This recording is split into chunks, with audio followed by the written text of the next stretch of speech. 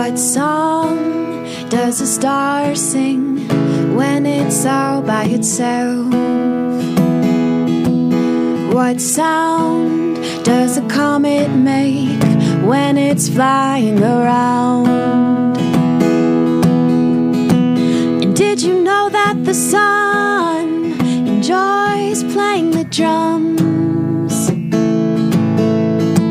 And did you know that the moon has a favorite tune? Songs and sounds, music and noise can be as much fun as a box full of toys. Songs and sounds, music and noise, I'll catch them all with my lasso and bring them to you. I'm Mary FARFISA.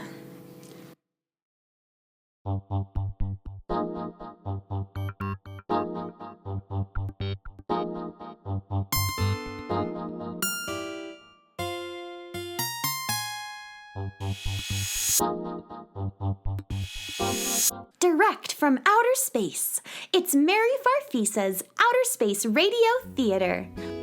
It's time for Mary FARFISA. Yay!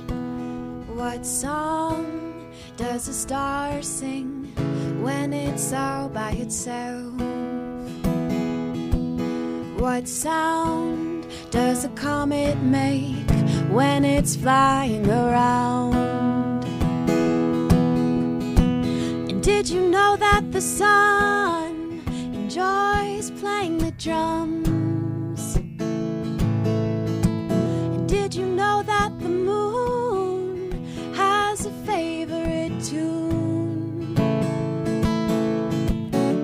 Well, you might think that outer space is a quiet place,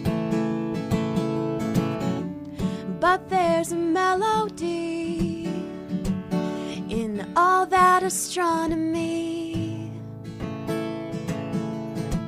Well, I roam through galaxies looking for sounds that interest me. There's too many to mention if I just pay attention.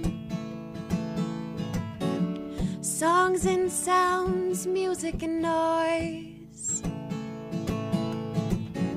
can be as much fun as a box full of toys.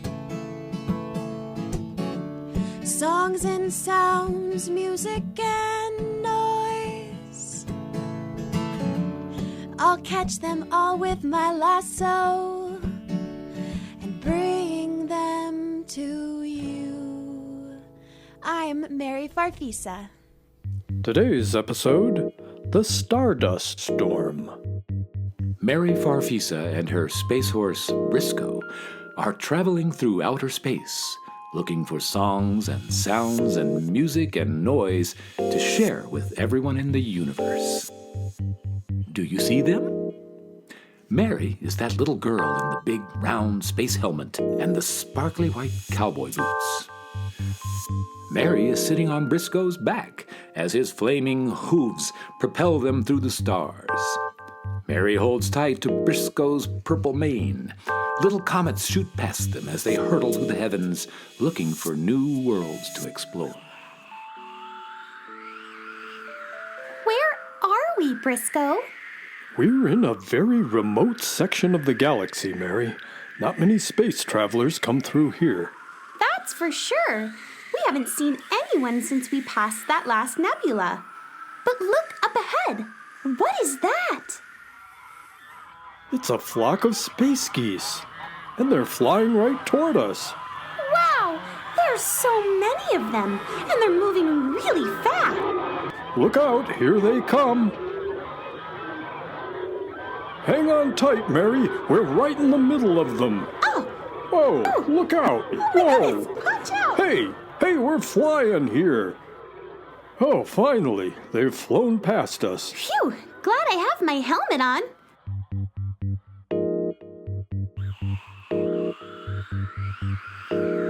Briscoe, those space geese looked scared.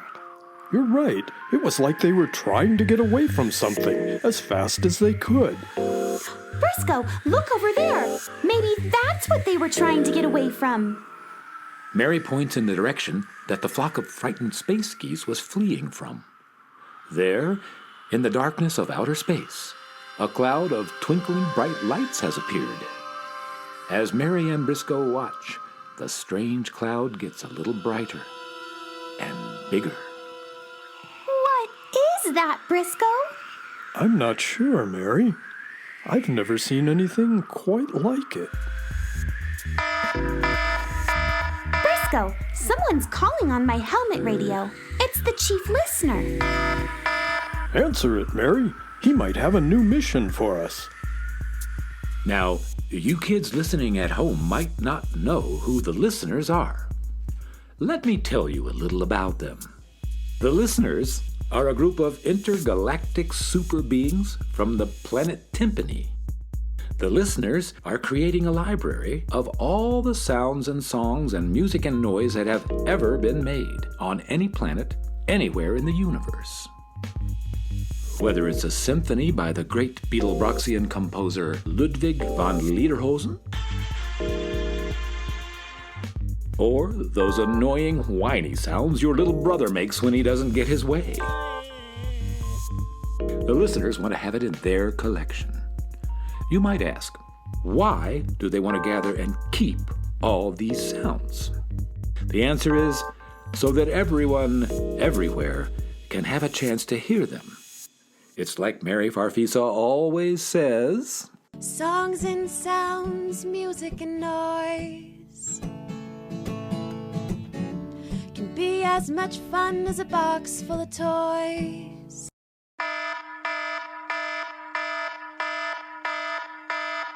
Hi, Chief Listener. Mary Farfisa, this is the chief listener. Can you hear me? Yes, I can hear you. Can you hear me? Of course I can hear you. I hear everything. I'm the chief listener. I have the finest ears in the universe. Sorry, Chief Listener. Eh? Chief Listener, are you calling to give me a new assignment? Solitary confinement? Heavens no, child. I'm not in jail. That's good to know. Of course it won't snow.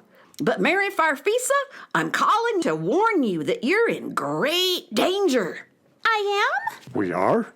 Oh yes, there's a Stardust storm heading your way, and forecasters say it might be the biggest Stardust storm in history. And according to our star charts, you're right in its path. Uh-oh! Stardust storms can be very dangerous if you're not in a safe place, Mary. That sparkly cloud in the distance, Mary. That must be the Stardust storm. It must be. If we're in outer space when it gets here, we could get swept right along with it. We have to find a planet or a moon to land on quick. Never mind that. You have to find a planet or a moon to land on quick. Okay, Chief Listener. Chief Listener. Oh, his connection's broken. You can say that again. everyone in outer space has heard about stardust storms, but they don't happen very often. Stardust storms happen when the solar winds grow wild and fierce and pick up all the shiny little bits of stardust blowing around space. The solar winds sweep the stardust into a great big glittery cloud. It's very pretty from far, far away. But from close up, stardust storms are much too bright to look at without hurting your eyes. And if you get in the path of a stardust storm, it can sweep you right up and take you along with it. You might end up on the other side of the universe. Or you might be buried under tons and tons of stardust. And even if you manage to dig yourself out, you might be sparkling for years. We have to land somewhere, Briscoe. We're in a very lonely part of the galaxy, Mary. We won't have many choices. How about that funny-shaped little asteroid over there? We could look for a cave or a tunnel to hide in. Let me Galacti Google it. There it is. It's an asteroid called Fripplepop 7. A colony of space explorers settled there long ago, but they're all gone now. The surface of Fripplepop 7 is full of mountains and tunnels and trenches. We could probably find a place to hole up there. Let's try it. And let's hurry. So down they go, leaving deep space for the safety We hope. of Fripplepop 7.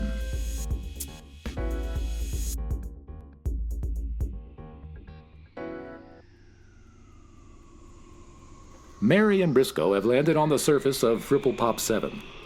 The Stardust storm is getting closer, Mary. Look how bright the sky is. Oh, it's pretty. Like a gabillion stars are lighting up. Yes, but soon it will be too bright to even look at. We need to find a place to take cover. Briscoe, you said that space travelers visited Fripplepop 7 long ago. Maybe we can find the spot where they stayed while they were here. If there's something left there, like some old space cabins, we can stay there during the Stardust storm. That's a great idea, Mary. I can use my audio lasso to listen to the sounds of Fripplepop 7. My audio lasso can hear even the smallest sounds. Maybe the sounds will tell us where to look. Do you kids at home know about Mary's audio lasso? I don't. Well, Mary has a lasso, just like the ones cowboys use at the rodeo or on a ranch. But Mary Farfisa's lasso isn't for catching cows. It's for catching sounds. So Mary twirls her lasso around and round over her head and listens to the sounds on the surface of Fripplepop 7. Do you hear anything, Mary? I hear a donut forest over that way. How do you hear a donut forest? Do you listen for the sprinkles? Why, yes. And, of course, sugar donuts like to sing. And donuts with cream fillings, well, they always bicker with the frosted ones. So a donut forest is never quiet. Well, a donut forest won't give us much shelter. However, we can stop there and stock up on donuts to eat during the storm. Okay, but we can't go in that other direction. There are plenty of caves that we could take cover in, but they're all full of saber-toothed shark frogs. The saber-toothed shark frogs of Fripplepop 7. They're always hungry. And do you know what Galacti-Google says their favorite meal is? What? Little girls and space horses. Let's definitely not go there. But wait a Mickey Dot. Briscoe, I hear something else in the audio lasso. It's very faint, but it sounds like a very old spaceship. Is anyone inside it? I don't hear anyone inside it, but some of its computer systems are still running. If we can find it and get inside, we'll be safe during the Stardust storm. Let's go then. But let's stop for those donuts on the way.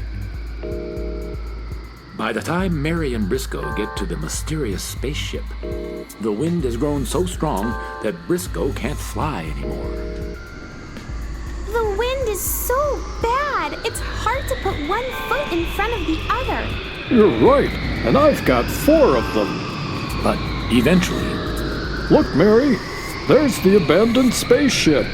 It looks like it's been sitting there for a very long time. It's almost sunk down into the surface of Fripplepop 7. All its lights are out, Briscoe. It's kind of spooky looking. Yes, but we don't have much choice, Mary. The Stardust storm is almost here. Okay. Briscoe, over here. One of these portals is half open. And it's open just enough for us to squeeze through it. it's very dark inside the spaceship. Briscoe finds a control console and starts pushing buttons. There, the lights are back on. Good job. It's not so spooky with the lights on. Let me call the chief listener and tell him we're safe. Chief listener? Can you hear me? Of course I can hear you.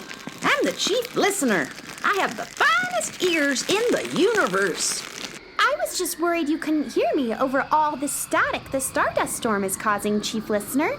Nonsense. I hear everything, no matter what the conditions. Chief Listener, Briscoe and I... What? I said Briscoe and... Disco? You've gone to a disco? Why have you gone dancing when there's a Stardust Storm approaching? You need to find shelter. We have found shelter. We're in an old spaceship. Why didn't you say so? An old spaceship with a disco inside it. Why, yes, I suppose that will do. Those star travelers in the old days, they just love to dance.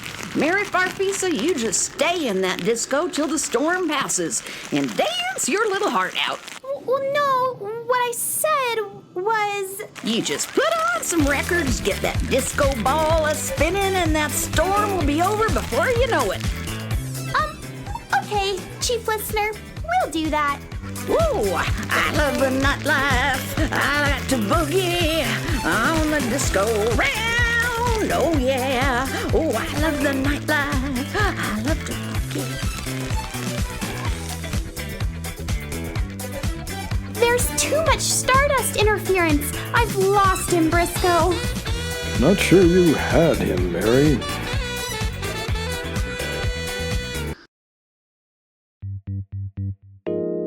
Oh, well, we might be here a while. What can we do to pass the time? I know. We can tell jokes. Or not. Come on, Briscoe. I've got a million of them. Yeah, that's what I'm afraid of. I've got new jokes. The kids from Planet Flusterbluck told them to me. And these jokes are really, absolutely, truly, and unquestionably funny. I'll take your word for it. Briscoe, why did the star read a book? I have no idea. It wanted to get brighter. Briscoe, how do you know when the moon's had enough to eat? Oh, I don't know how. It's full. Well, now that we've told jokes, what shall we do next? Briscoe, what did the alien say to the cat? No idea. Take me to your litter. I may take my chances outside. How do you get a baby astronaut to go to sleep? I don't know. How?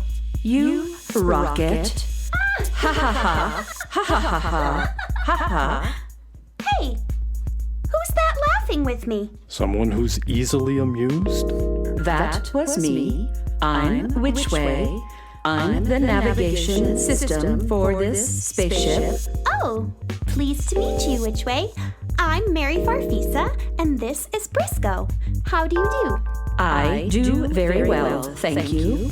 Except I really don't do anything. There's nothing for a navigator to do on a spaceship that hasn't moved for centuries. I see. But where are the space travelers who brought you here long ago? They built a better spaceship while they were staying on Fripplepop 7. When they left in the new spaceship. They left the spaceship behind. And since I'm built into the spaceship, I got left behind with it. Oh no, you've been here all this time by yourself? Yes, Oh, that's awful.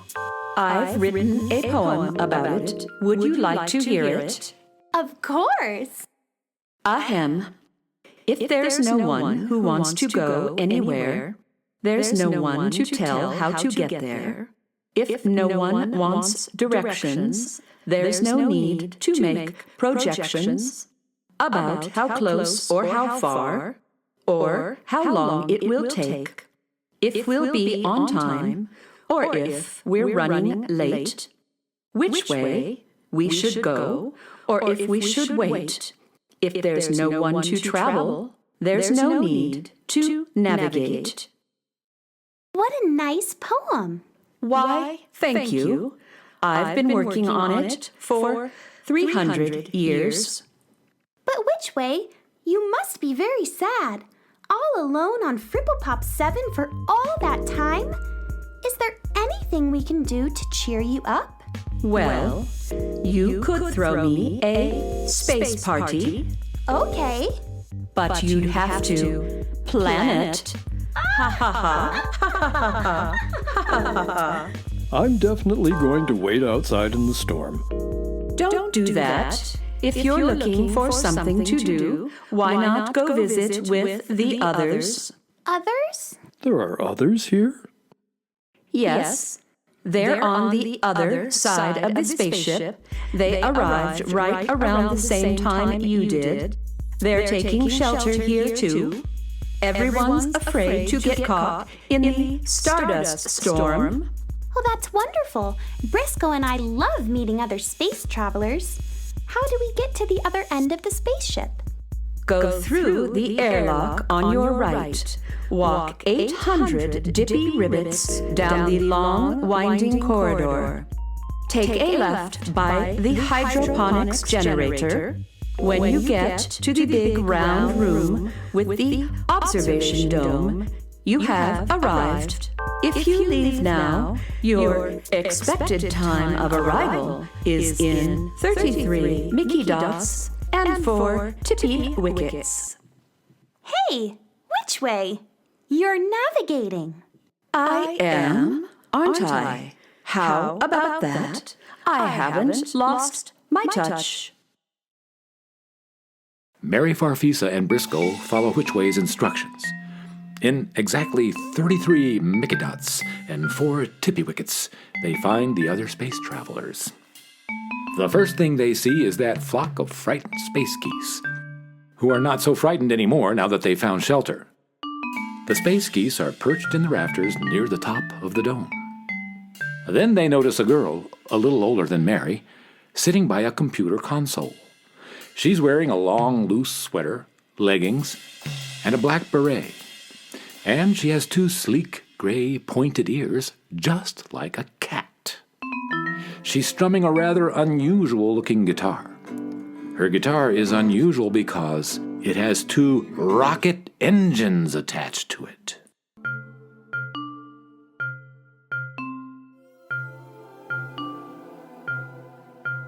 Hi, I'm Mary Farfisa, and this is Briscoe. What's your name? I'm Blase Cool Cat, man. Hi, Blase. That's a nice guitar. I've never seen a guitar with rocket boosters. Yeah, it's the coolest, man. It takes me anywhere I want to go. You fly through space on your guitar? Absolutely. But not during a Stardust storm. If I did that, I'd get blown away to Nowheresville. You dig?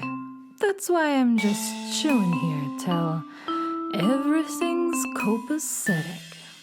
Where are you from, Blase? I'm from the moon, man. Which moon are you from? Which moon? Like the moon, man. Yes, but there's lots of moons in the universe. Oh, man. I know that, but my moon is the coolest moon. It's the moon. Like, those other moons, they're just like nowhere, man. So your moon doesn't have a name? It's too cool for a name, man. Kids, there was one other creature there, seeking shelter from the storm. A huge, winged star dragon named Gentilina. Mary, look, a star dragon. Why, she's beautiful. Not a scary dragon at all. Her eyes are so kind, and she has soft feathers instead of scales. And she has 3 sets of big fluffy wings. So pretty. I'm Gentilina from Serpentina. Hello, Gentilina. How are you? I'm fine, Mary. Thank you for asking. I'm so glad to have found this spaceship to stay in till the storm has passed, and to find good company here, too. But I have to admit I'm worried about all the little star dragons on my home world, Serpentina. You see, I'm the oldest star dragon on Serpentina. I look after the younger dragons and their families of little dragons. I spend most of my time in the sky, high above them, because that's what older dragons like to do. But I'm always thinking of them, and I do my best to keep them safe and happy and comfortable. If it gets too hot during the day, I cool the air by fanning my feathery wings. And if it gets too cold at night, I scoop up rays from the sleeping sun and carry them back down to Serpentina so the little dragons can stay warm and dry in their beds.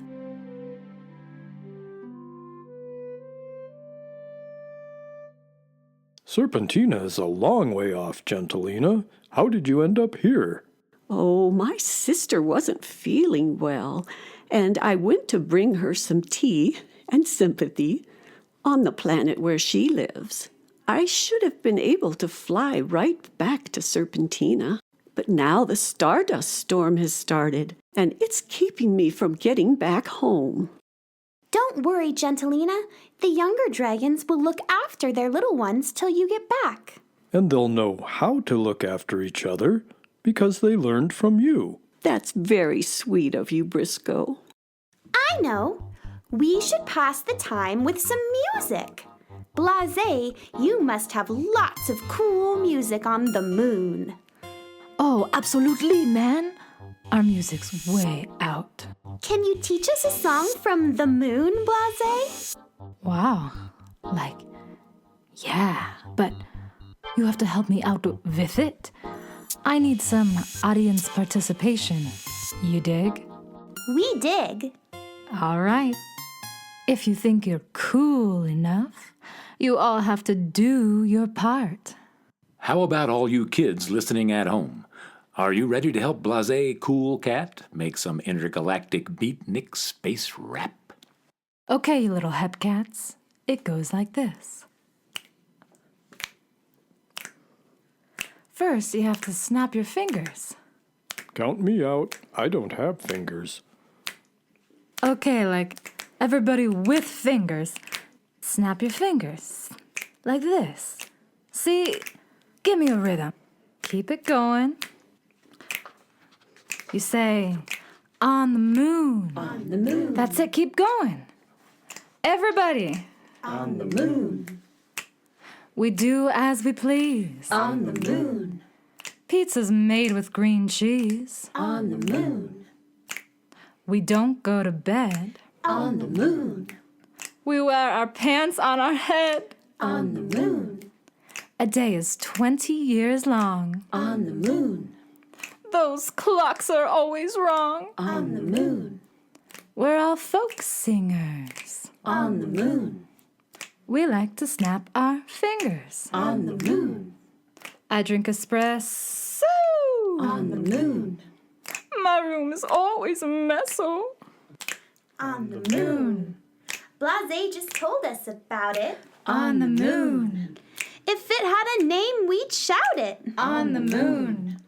But it doesn't have a name. On the moon.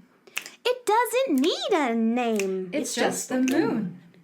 It's just too cool for a name. It's just the moon. It's just the moon. That was cool. You cats are cool too. And so are all of you kids listening at home.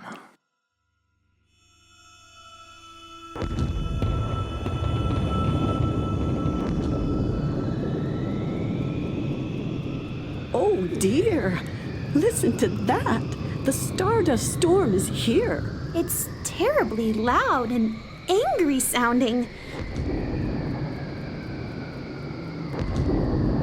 And kids, no matter how cool Mary and Briscoe and Blasé Cool Cat are, and no matter how cool anybody is, everyone gets scared sometimes.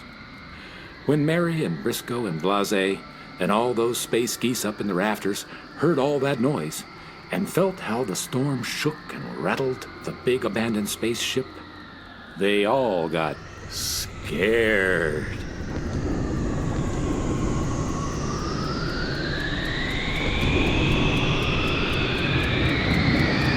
Gentilina the Star Dragon noticed how scared the others were getting. So she decided to do what she does when the little star dragons on Serpentina get scared. She decided to sing them a lullaby. I have an idea, everyone. Would you like to hear a song I sing to the little star dragons on Serpentina? We'd love to hear it, Gentilina. Yes, Yeah, please. man. This is a lullaby that's known on many planets all over the universe. I think it might help us to not be frightened by the storm. Sleep, my child, let peace attend thee all through the night. Guardian angels God will send thee all through the night. Soft the drowsy hours are creeping, hill and vale in slumber sleeping. I, my loved one, watch and keep him all through the night. Angels watching ever round ye all through the night. In thy slumbers close around thee all through the night. Soft the drowsy hours are creeping, hill and vale in slumber sleeping. I, my loved one, watch and keep him all through the night. Well, kids, Gentilina's lullaby had the same effect on Mary, Briscoe, Blase, and all those space geese that it has on her little star dragons on Serpentina. They all drifted off to sleep. Even though the Stardust storm had grown very loud and windy and frightening outside. In the morning, when everyone awoke, the Stardust storm had passed, and everything was copacetic again, as Blase Cool Cat would say. Witchway offered Blase and Gentilina a ride back to their home worlds. The spaceship she navigated could still fly, and Witchway didn't feel like staying on Fripplepop 7 anymore. I think helping everyone get through the Stardust storm had recharged her interest in the rest of the universe. Mary Farfisa and Briscoe spent the next few days in orbit around Fripplepop 7, rounding up all the sounds that the Stardust storm had made before those sounds floated into space and disappeared. Mary caught all sorts of rare and exciting Stardust storm noises. Then, they flew off to bring those sounds to the listeners to put in their collection. The chief listener would be especially pleased. Because he can enjoy those sounds with the finest ears in the universe.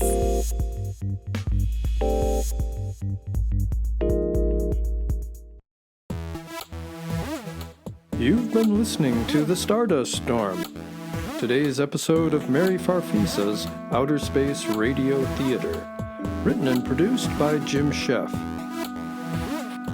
Starring Kara Albach as Mary Farfisa, Nancy Andrews as Gentilina the Star Dragon, Leslie Baker as the Chief Listener and Witchway,